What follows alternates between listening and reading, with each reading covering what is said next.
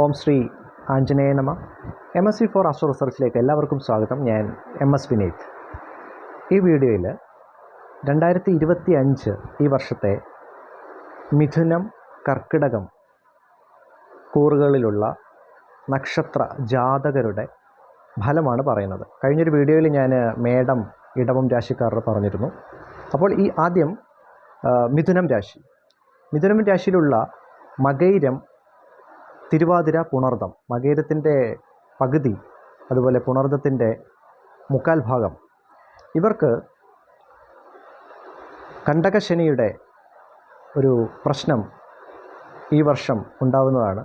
ഒരു മെയ് ജൂണോടുകൂടി കണ്ടകശനി കാരണം ജോലി സംബന്ധമായ നല്ല തടസ്സങ്ങൾ, ചിലപ്പോൾ ഒരു ജോലിയിൽ നിന്ന് സ്ഥാനഭ്രംശം, ഇതെല്ലാം ഇതിന് കാണിക്കുന്നു.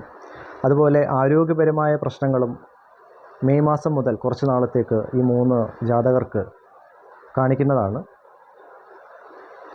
മകയിരം പകുതി, രണ്ടാം പകുതി, അതുപോലെ പുണർദം ആദ്യ മുക്കാൽ ഭാഗം തിരുവാതിരക്കാർക്കും ഈ പ്രശ്നം കാണിക്കുന്നതാണ്.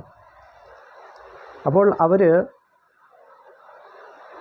ഈ ഒരു കാലയളവിൽ നല്ല ദൈവാധീനം ആർജിച്ചെടുക്കേണ്ട ഒരു സമയമാണ്. പ്രത്യേകിച്ച് ജോലി സംബന്ധമായ തടസ്സങ്ങളൊക്കെ ഒഴിവാക്കാൻ, അതുപോലെ കുടുംബദേവ, പരദേവത പ്രീതി, കടാക്ഷങ്ങളൊക്കെ കിട്ടേണ്ടത് അത്യാവശ്യമാണ്. ഈ ഒരു സമയം വിഘ്നേശ്വര പ്രീതിയും അത്യാവശ്യമാണ്. അടുത്തതായി കർക്കിടക രാശിയിലുള്ള പുണർദം അവസാന കാൽഭാഗം, പൂയം, ആയില്യം, ഈ 3 നക്ഷത്രക്കാർക്ക് കുറച്ച് ശോഭനമുള്ള ഒരു വർഷമാണ്. കാരണം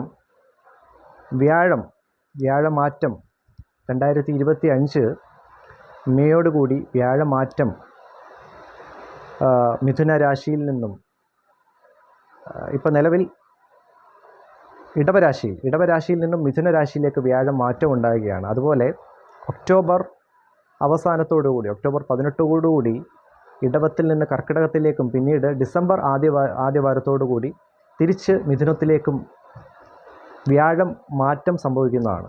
അപ്പോൾ ഈ ഒരു കാലയളവിൽ ഈ 3 ജാതകർ, നക്ഷത്ര ജാതകർ, പുണർദം, പൂയം, ആയില്യം, ഇവർക്ക് പൈസ ആർക്കെങ്കിലുമൊക്കെ കാശ് കൊടുത്തിട്ടുണ്ട്, അതൊക്കെ തിരിച്ച് കിട്ടാനുള്ള സാധ്യത, ധനലാഭം, ഇങ്ങനെയുള്ള കാര്യങ്ങളൊക്കെ കാണിക്കുന്നുണ്ട്. ഈ വർഷം അവസാനം, ഈ ഒക്ടോബർ, നവംബർ, ഡിസംബർ ആ ഒരു കാലയളവിൽ പ്രത്യേകിച്ച് ബിസിനസ് പരമായി ഇൻവെസ്റ്റ് ചെയ്തേക്കുന്ന കാശുകൾ എന്തെങ്കിലും തിരിച്ച് കിട്ടാൻ, കുടിശ്ശിക എന്തെങ്കിലുമൊക്കെ ഉണ്ടെങ്കിൽ അത് തിരിച്ച് കിട്ടാൻ സഹായിക്കുന്ന ഒരു സമയം കൂടിയാണ്. പക്ഷേ ഈ വർഷം ആദ്യ പകുതി ഇവർക്ക് നല്ല തടസ്സങ്ങൾ നേരിടേണ്ടി വരുന്നു. കർമ്മരംഗത്തുള്ള തടസ്സം, അതുപോലെ ആരോഗ്യപരമായി അങ്ങനെയുള്ള ചെറിയ തടസ്സങ്ങളും കാര്യങ്ങളൊക്കെ കാണിക്കുന്നുണ്ട്.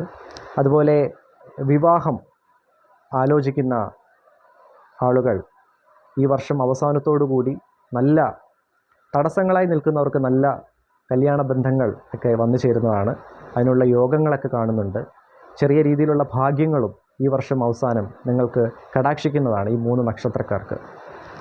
അപ്പോൾ ഈ 2 രാശിയിൽ വരുന്ന നക്ഷത്രക്കാരെക്കുറിച്ചാണ് ഞാൻ ഈ വീഡിയോയിൽ ചെയ്യാൻ ഉദ്ദേശിച്ചിരുന്നത്, 2025 ഫലം.